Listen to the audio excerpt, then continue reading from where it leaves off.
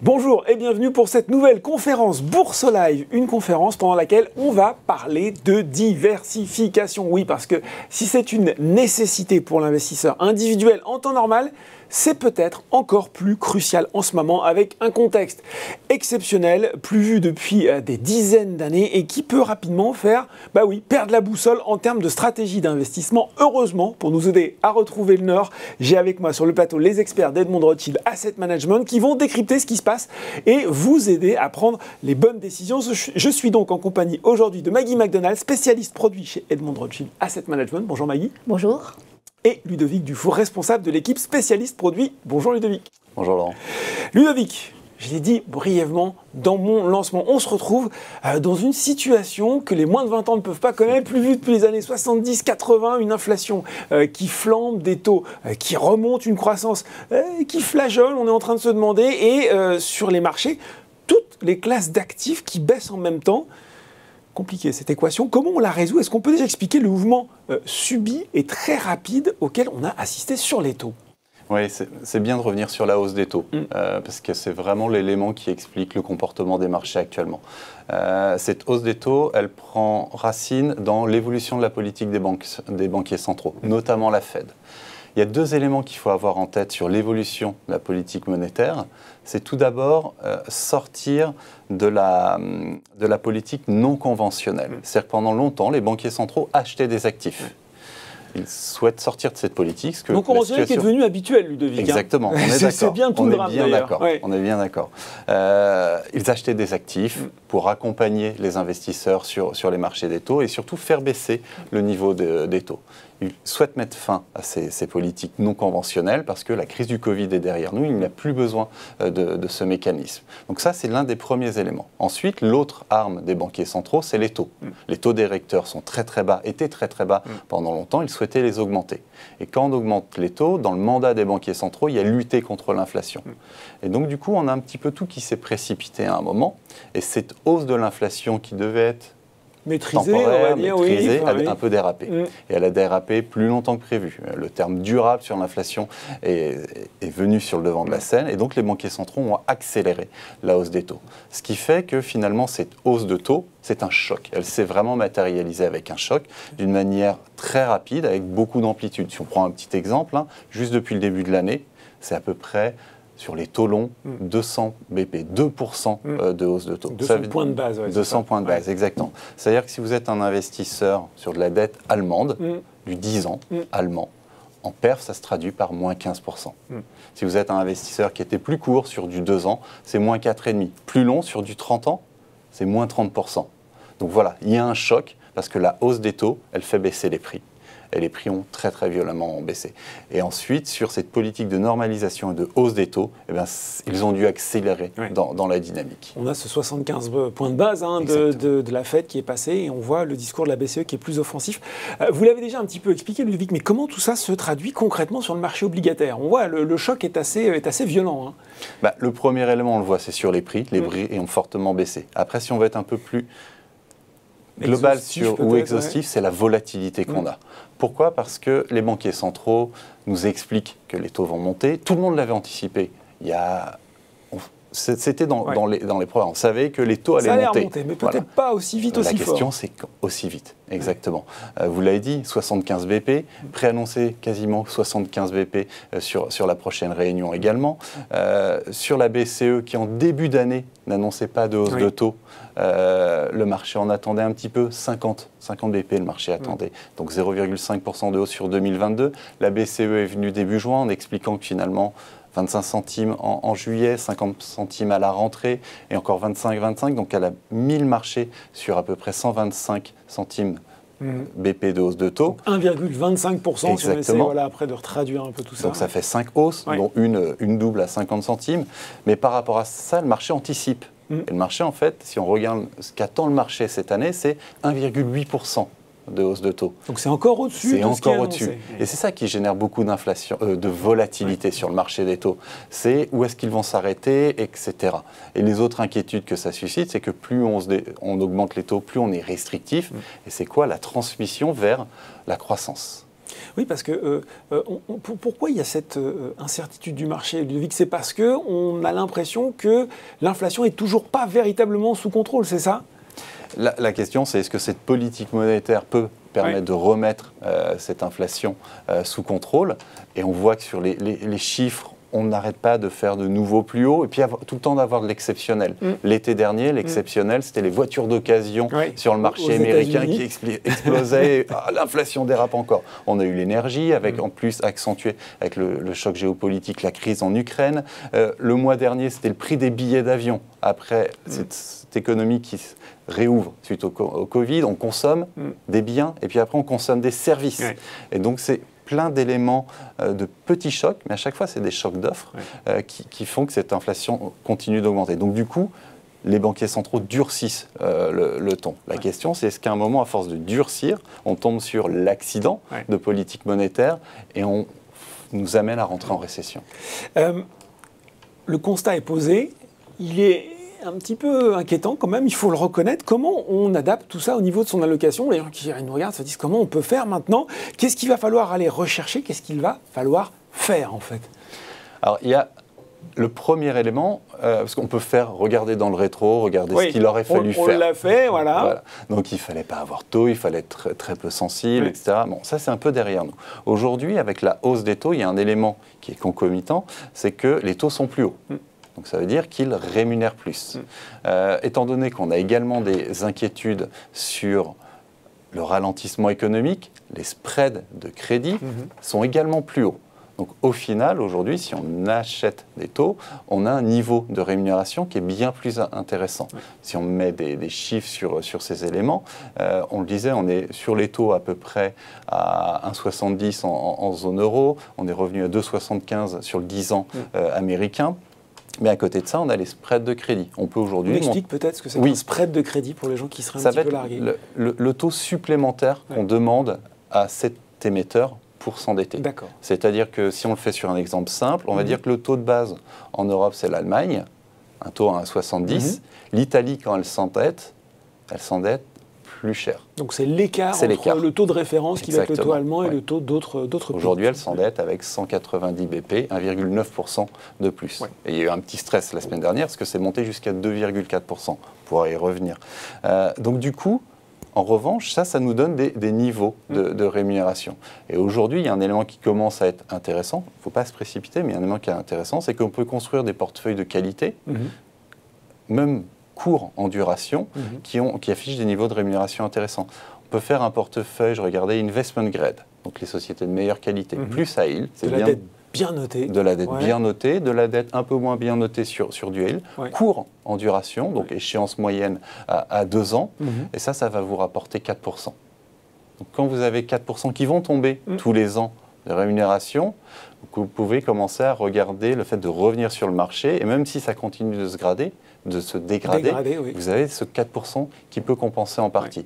Alors aujourd'hui, je ne vais pas vous inciter à aller sur de l'investment grade très longue maturité, parce qu'il y a encore de la place quand même pour de la hausse de taux, mais on en a déjà fait pas mal. En revanche, sur des maturités courtes, c'est là où il y a des intérêts. Et si vous voulez prendre beaucoup plus de risques, un portefeuille high yield, je regardais notre portefeuille high yield sur la dette corporate euro high yield, il a un peu plus de 6%. On est en train de monter un portefeuille millésimé avec que des échéances à 2028. Le portefeuille modèle, il a plus de 7%. D'accord. La question, c'est est-ce qu'on vient tout de suite sur du high yield par rapport à une possibilité de dégradation encore sur les spreads, ou est-ce qu'on considère que c'est déjà suffisamment dégradé? Il y a déjà beaucoup de risques dans les marchés, mais, on l'a dit précédemment, il y a encore de la volatilité, parce que le scénario d'atterrissage, il n'est pas encore complètement défini. Bon, le high yield, on le rappelle, c'est la dette à haut rendement. Qu'est-ce que vous répondez aux gens qui nous regardent et qui se disent, bon, est-ce que quand même, là, ils nous parlent de risque, est-ce que le plus simple, le plus sage, ce ne serait pas de revenir très liquide, le temps d'y voir plus clair? Allez, on fait une pause, on regarde comment tout ça évolue, et puis on se réinvestit dans quelques mois, pourquoi pas? Alors, définitivement, ça c'était le positionnement adopté en début d'année, mais là encore c'est super facile de faire, d'indiquer cela. Pourquoi? Parce que les taux ont fortement monté. Si on prend des performances aujourd'hui, je prenais le 10 ans allemand tout à l'heure, à peu près moins 15% à mi-juin depuis le début de l'année, et si je prends le CAC 40, moins 14%. Donc si vous essayez de faire de la diversification avec cela, c'était un peu compliqué parce que tout est tombé. On en parlait tout à l'heure de la diversification. Ça a beaucoup heurté les marchés parce que ce qui est censé nous protéger, les obligations... Ça ne marchait pas là. Voilà. Et les obligations de meilleure qualité, non plus. Pourquoi ? Parce que généralement, elles sont plus longues en duration. Par rapport à ce que je donnais tout à l'heure, la performance du 2 ans allemand, du 10 ans allemand, du 30 ans allemand, on voit que plus on a une maturité longue, plus on souffrait. Et quand on va sur de l'investment grade, généralement, par construction, c'est un peu plus long. Il faut vraiment en duration. réapprendre sa grammaire en ce moment, hein, oui. Ludovic, hein. Donc, du coup, qu'est-ce qu'on peut faire ? Rester en cash aujourd'hui, ça commence, c'est trop tard. Pourquoi ? Parce que les niveaux de yield sont plus intéressants. Et sur le stress qu'on commence à avoir sur les spreads des meilleures sociétés investment grade ou de celles moins bien notées, sociétés à haut rendement, le high yield, on commence déjà à avoir pas mal de spreads, ce qui fait que le rendement qu'on en attend est déjà assez bonusé. Il est intéressant. Par contre, ce qu'on peut encore avoir face à nous, c'est la hausse de taux. Les programmes des banquiers centraux, pour le moment, sont encore au durcissement. On le voit, hein, les attentes du marché attendent encore plus de la BCE. Sur la Fed, je n'ai pas donné les exemples, mais c'est la même chose. Hein. On attend encore 8 hausses à venir d'ici la fin d'année, avec par moment des actions à 3 d'un coup, hein, on est d'accord, le 75 qui est attendu pour le mois prochain et qu'on a eu déjà la semaine dernière. Donc, par rapport à cette hausse de taux, je pense qu'il faut rester en duration faible, plutôt des investissements courts. Ou alors, l'une des solutions, c'est que si on n'a pas forcément le temps de dire il faut que je sois en duration courte, il faut que je passe en duration longue, parce que là, c'est plus intéressant. On peut le déléguer. Il y a des gestions flexibles qui ne vont pas vous rendre insensible à la hausse des taux, mais qui vont en prémunir une grande partie. Nous, on a un fonds qui est EDR bon d'allocation. Depuis le début de l'année, sur une parité à la mi-juin, il est à moins 7,75, donc c'est une performance négative, mais son indicateur de référence, il est à moins 15. Donc on a fait mieux dans la baisse. Ce qui est intéressant quand un fonds fait mieux dans la baisse, quand vous essayez de sélectionner un fonds qui est flexible, c'est qu'il a de l'avance et donc il gère avec un certain confort. Donc le moment où il faudra remettre du risque, parce que ça fait partie de son mandat, se dérisquer et remettre du risque, ce sera d'autant plus facile pour lui de venir se re-risquer qu'il est dans une situation confortable avec de l'avance. Donc aujourd'hui, en termes d'investissement, des durations courtes, on peut commencer à regarder, remettre du risque. Je serais plutôt sur des approches un peu composées entre l'investment grade ou du high yield ou des fonds millésimés. On sait qu'il a une échéance, donc ça va être porté et petit à petit, on va venir cristalliser le niveau de rendement. En laissant de côté les défauts, mais ça c'est le boulot de l'équipe de gestion de sélectionner les boîtes qui ne feront pas défaut, ou alors, si on veut déléguer, on délègue, on va sur de la gestion flexible. Mais il y a encore de la place pour avoir des taux aujourd'hui dans un portefeuille. On a eu le coup d'œil dans le rétroviseur, on va essayer de voir un petit peu ce qui nous attend sur la route, là, les obstacles, qu'est-ce qu'on regarde dans les mois à venir. On l'a vu déjà, cette remontée des taux, comment il va falloir naviguer dans cet environnement. Je pense aussi, l'été s'approche, c'est le moment où on va partir en vacances, mais on redoute toujours parfois un petit peu un été meurtrier sur les marchés. Qu'est-ce que vous voyez, ou en tout cas, quels scénarios sont possibles ? Alors, c'est bien justement de raisonner en scénario. Parce qu'on n'a pas de boule de cristal encore, on ne l'a pas trouvé. Exactement. On va le dire tout de suite. Il y a 3 scénarios qui émergent. Ces 3 scénarios qui sont un peu risqués. Donc, on est dans un environnement qui reste risqué. On l'avertit tout de suite. C'est ça. Le premier, c'est le scénario de stagflation. C'est-à-dire qu'une croissance économique qui reste stable, mais l'inflation s'installe et plus durable. La conséquence de ce scénario, c'est que les taux vont encore un peu monter.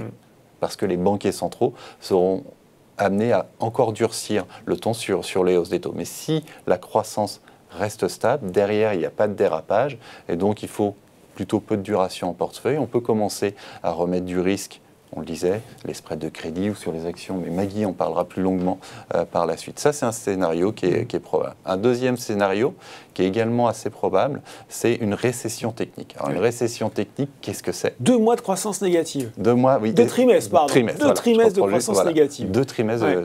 En revanche, sans vrai impact sur la sphère économique. C'est qu'on a ces 2 trimestres de croissance négative, mais derrière, on a un peu un rebond technique par rapport aux effets de base. Et finalement, avertissement sans frais. Oui, c'est un peu ça, parce que l'économie reste solide, ça ne se dégrade pas, tout le monde ne prend pas peur, et donc on a toujours de l'investissement, le taux de chômage n'explose, ne dérape pas, et puis là, les consommateurs ne mettent pas tout en épargne et continuent de... C'est juste un peu plus de prudence. Ça, c'est un scénario qui peut se matérialiser et qui est assez probable. Dans ce cas-là, ce qu'on peut attendre, c'est un peu moins de hausse de taux, rester plutôt sur le programme qu'on a. Et dans ce scénario, l'inflation pourrait faire son pic et derrière se stabiliser. Donc c'est un scénario assez positif qui permet de commencer à remettre du risque ou d'avoir l'opportunité de le faire assez vite. Le troisième, moins probable, mais on ne peut pas l'exclure, parce que quand on fait des scénarios... Je n'ai pas envie d'entendre celui-là, je ne sais pas pourquoi. Récession un peu plus durable. C'est-à-dire qu'on a les 2 trimestres techniques, mais derrière, ça crispe l'économie.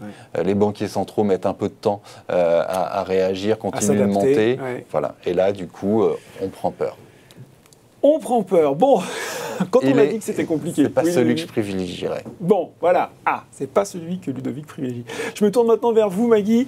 Si on regarde maintenant les actions, c'est un peu pareil. Un paysage très chamboulé avec une grosse correction des valeurs de croissance, notamment des technos qui ont si bien réussi sur les années précédentes. Comment, là aussi, on réagit dans ce contexte ?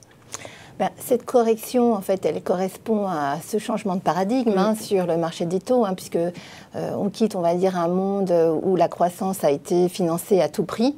Et on a, en fait, maintenant, dans un monde où les niveaux de valorisation vont être de nouveau importants, les notions, effectivement, de profitabilité, de génération de flux de trésorerie deviennent effectivement des sujets que les investisseurs regardent de nouveau. Et nous, notre conviction, c'est qu'il va effectivement continuer, il va falloir continuer en fait de privilégier ces sociétés qui sont des sociétés rentables, ces sociétés qui ont aussi en fait une bonne visibilité de par leur exposition à de la croissance structurelle et qui sont aussi correctement valorisées. Donc pour nous, la règle aujourd'hui, c'est de privilégier la diversification, parce que qui dit diversification dit meilleure gestion du risque. Et deuxième élément, c'est de regarder effectivement la valorisation, qui est un peu cette corde de rappel qui a été, impulsée par cette remontée des taux. Un peu comme avec Ludovic, on a l'impression que là aussi, c'est un peu un retour aux fondamentaux, finalement, des choses qu'on avait un peu perdues de vue sur les dernières années. Il y a aussi cette question de l'investissement thématique qu'on a souvent présenté comme une façon de traverser les crises en misant sur les tendances de long terme. On en parle souvent sur les plateaux de Boursorama, vieillissement de la population, la transition énergétique, voilà, des cycles d'investissement longs qui vont profondément modifier l'économie. Est-ce que c'est toujours aussi pertinent aujourd'hui ? Oui, bien évidemment, la gestion thématique, c'est une gestion de long terme. On va essayer de capter ces méga tendances qui sont là pour durer, pas un an, mais plusieurs années, voire des décennies. Mais là encore, la règle, c'est de construire des portefeuilles qui restent très bien diversifiés selon les typologies de sociétés. Donc, privilégier des sociétés qui sont établies, peut-être plus avancées dans leur cycle de vie, des sociétés effectivement peut-être plus innovantes, et là plus effectivement en démarrage, on va dire, de ce cycle d'expansion. Donc la diversification au sein effectivement de la thématique nous paraît vraiment essentielle pour traverser la volatilité. Deuxième élément, c'est la qualité, on va dire, de la sélection, de ce qu'on appelle le stock picking, pour nous vraiment redevient essentiel, et on est convaincu qu'on peut continuer à créer de la valeur dans un environnement volatile en privilégiant les sociétés qui ont des modèles de croissance durables, qui sont exposés à de la thématique structurelle et qui restent correctement valorisés. Bon, c'est le grand retour des gérants actifs. Est-ce qu'il y a des produits justement chez Edmond de Rothschild Asset Management qui permettent de s'exposer à ces tendances ? Oui, tout à fait. On a une gamme de gestion thématique sur à la fois le big data, donc cette 4e révolution industrielle qui permet de s'exposer donc à la pénétration des métadonnées dans l'intégralité de l'économie. Et là encore, vous voyez, on parle de l'intégralité de l'économie, on ne parle pas uniquement du secteur tech. Voilà. On voit bien, de toute façon, maintenant, la donnée est partout. Voilà. Et l'idée, effectivement, c'est de capter cette pénétration des métadonnées de manière très transverse au sein effectivement de plusieurs secteurs, pas uniquement la partie technologique. L'autre élément qu'il est intéressant de souligner, c'est qu'on a aussi des gestions historiques, comme la stratégie EDR Fund Healthcare, qui est une gestion sur le secteur de la santé. Et là aussi, on va chercher à s'exposer donc aux piliers du système de santé, donc les grandes sociétés de biopharma et des assureurs santé, et des sociétés effectivement plus innovantes qui vont participer à la transformation du secteur de la santé via de l'innovation dans le digital ou effectivement sur la partie thérapeutique via les biotech. Donc après, on a des thématiques qu'on estime être très diversifiantes, donc sur des thématiques de croissance durable, comme sur la transition climatique, comme le font EDR Green New Deal, sur aussi la thématique du capital humain, et donc ces sociétés qui ont la capacité via une très bonne gestion de leurs pratiques de ressources humaines, d'utiliser en fait cette très bonne gestion du capital humain comme un avantage concurrentiel. Et ces sociétés aussi qui sont très bien exposées à une méga tendance qui est l'éducation et la formation des salariés. Et autre thématique qui là aussi est une gestion historique chez Edmond de Rothschild, c'est notre stratégie sur la value américaine qui fait un véritable retour en force et qu'on estime être très intéressant et très diversifiant dans l'environnement actuel. Value américaine, des sociétés décotées pour faire simple, Maggie? Absolument, voilà. Des sociétés qui ont été très longuement ignorées par le marché, des sociétés qui pas assez sexy. qui étaient effectivement un peu labellisées comme de l'économie effectivement traditionnelle, mais qui en fait ont des bilans très solides, ont la capacité effectivement de traverser les cycles et sur lesquels on estime qu'il y a un rattrapage de valorisation qui peut être fait, surtout dans un environnement où en fait la croissance effectivement devient plus compliquée à justifier. Donc revenir effectivement sur la value a un véritable sens aujourd'hui. Bon, forcément, il faut à ce moment-là qu'on parle d'investissement socialement responsable, d'investissement durable. Je ne vais pas refaire la musique, respect des critères ESG, environnementaux, sociaux, gouvernance, mais ce qui monte depuis le début de l'année, c'est plutôt les sociétés pétrolières, les sociétés d'armement et finalement les sociétés bien notées ESG qui trinquent relativement. Là aussi, on est un petit peu déstabilisé par cet environnement qu'on traverse. Là aussi, sur l'ESG, c'est une gestion de long terme. Donc, c'est vrai que, on va dire, cette correction qu'on a, et là encore, c'est très relatif, ça dépend, on va dire, des fonds et des gestions. On estime effectivement que c'est des thématiques à la fois sur l'ESG qui vont rester, parce que, pour trois raisons. Première raison, vous avez une véritable, on va dire, exigence sur le plan réglementaire. Donc, effectivement, nécessité d'aligner les portefeuilles sur des scénarios, notamment trajectoire de réchauffement climatique. Exactement, des scénarios de degrés. Deuxième élément, vous avez la demande des clients qui continuent en fait à rester très très robustes. L'idée, c'est d'investir sur des sociétés qui vont participer à cette transition vers un monde plus durable. Et là, en fait, on continue à nous avoir une très très forte demande de la part de nos clients. Et troisième élément, et ça vient un peu de notre ADN en tant qu'investisseur de long terme qui cherche effectivement à privilégier les sociétés de croissance durable à impact sociétal positif. On est convaincu effectivement que ces sociétés créent de la valeur. Donc le repli effectivement des derniers mois pour nous est un repli passager et on continue effectivement à pousser ce type de thématique. Aujourd'hui, 90% de nos portefeuilles en fait sont ce qu'on appelle article 8 et article 9, c'est-à-dire donc des fonds effectivement qui participent donc à cette thématique de croissance durable. Question ouverte pour finir à tous les deux. S'il fallait retenir 2-3 grandes idées forces, repartir avec cette conférence, avec les idées bien en place, qu'est-ce qu'il faut retenir? On commence par Ludovic. La première, c'est peut-être celle qui a été mise à mal depuis le début de l'année, et c'est un peu le thème de cet échange, la diversification. Parce que la diversification, elle a été mise à mal. J'ai pris l'exemple tout à l'heure de la performance du CAC 40. Un indice action, la performance des taux, un indice sur les taux. Quand on fait la diversification, le premier élément, c'est des actions et des taux, et on choisit son profil. Plus on a d'actions, plus on est agressif, moins on en a, on est défensif. Étant donné que les performances sont équivalentes à cause de la hausse des taux. Difficile. On y perd son latin. Hein. Voilà, exact. Donc on se dit, bon, ce modèle ne marche plus. Oui. Après, les taux montent par choc. On l'a vu, on ne l'anticipait pas aussi fort, mais il s'est matérialisé. Donc il y a déjà beaucoup de hausse de taux qui est fait, ce qui fait qu'aujourd'hui, les produits obligataires retrouvent des valeurs intéressantes. C'est-à-dire, plus les taux seront hauts, plus avant une récession ou pendant une récession, les banquiers centraux pourront les baisser. Donc ils apporteront de la valeur. Plus le spread, donc l'écart de rémunération qu'on a sur des sociétés ou des émetteurs un peu moins bien notés, donc plus ces spreads sont élevés, plus on est prémuni contre une partie du risque. On peut absorber plus de dégradation ou plus de hausse de taux. Donc on retrouve les caractéristiques intéressantes sur les taux. Je ne dis pas que ça y est, c'est terminé, la souffrance qu'on a connue sur la partie des taux, mais elle va être moindre. Donc, à partir du moment où on retrouve ces caractéristiques-là, faire des actions et des obligations va redevenir intéressant. On va pouvoir recommencer à construire des portefeuilles plus robustes. Donc l'un des éléments, c'est de ne pas oublier que la diversification est à l'essence même des investissements. Ça marche. On a connu un choc, vous l'avez mis en préambule, ce qu'on vient de voir, on ne l'a pas vu depuis les années 80-70, une si forte hausse de taux. On a un élément qui est différent, c'est que cette inflation, elle doit piquer et derrière se stabiliser et ralentir. Donc on va revenir sur un environnement plus serein. Donc pour moi, la diversification est encore là. Maggie, votre mot de la fin à vous? Alors moi, le mot de la fin, c'est sélectivité. Donc je pense que là encore, tout ce qui est lié à la gestion active dans des marchés qui vont devenir moins directionnels, plus volatiles, c'est un élément en fait assez crucial.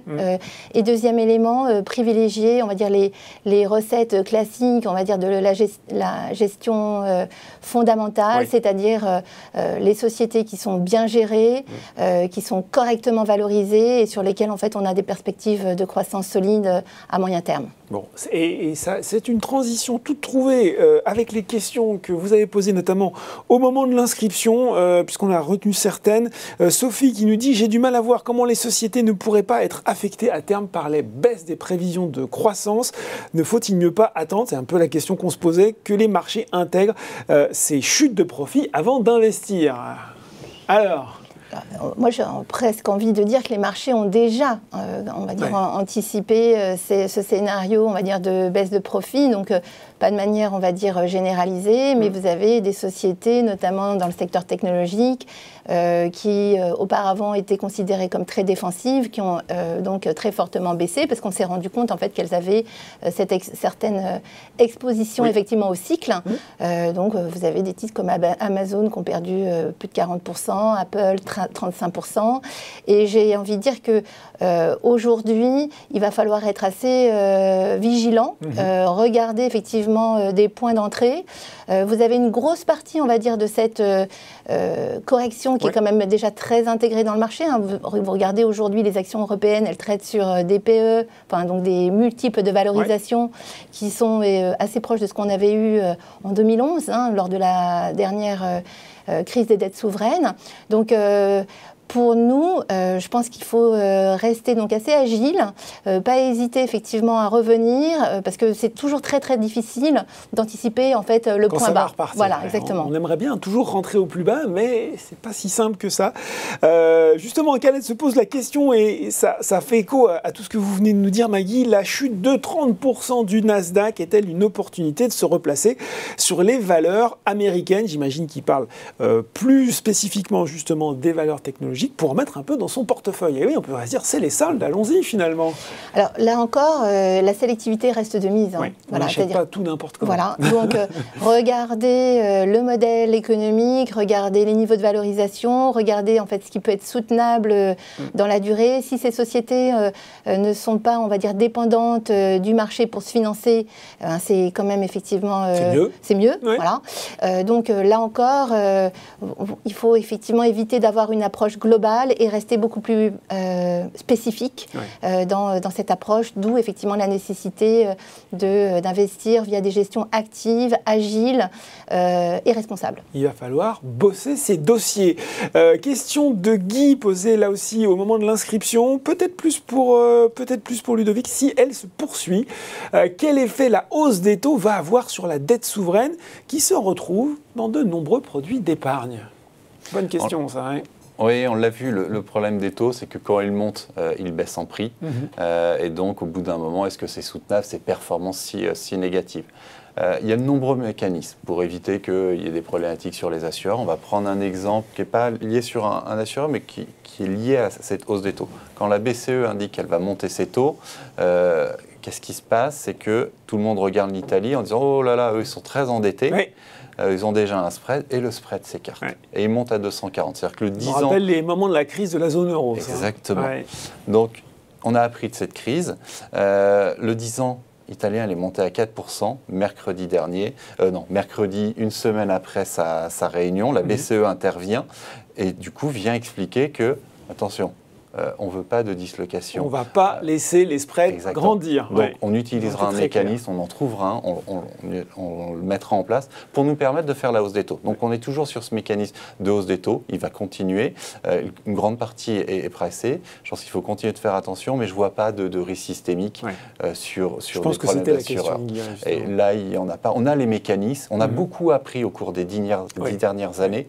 Et aujourd'hui, tout est prêt, le cas échéant, pour déployer des mécanismes spécifiques pour les assureurs. Sur les dettes périphériques, on a les mécanismes, donc il n'y a pas de risque de contagion et c'est en tête de tout le monde. Par contre, face à cette hausse de taux, Guy, en tant qu'investisseur, je ne sais pas s'il faut être sur des produits assurantiels aujourd'hui ou plutôt aller capter ces hausses de taux. Et si ces niveaux de taux plus intéressants, et si vous avez des problèmes à identifier le timing, confiez-le sur une gestion flexible. Bon, moi j'ai envie de terminer sur ce propos plutôt rassurant de Ludovic. Voilà, j'espère qu'on vous a donné des informations concrètes sur la façon de bien diversifier votre portefeuille. Ludovic Dufour, Maggie McDonald, merci à tous les deux d'avoir été sur le plateau avec nous. Merci Laurent. Voilà, cette webconférence est désormais terminée, mais restez avec nous, le programme se poursuit sur Bourse Live. C'est tout de suite.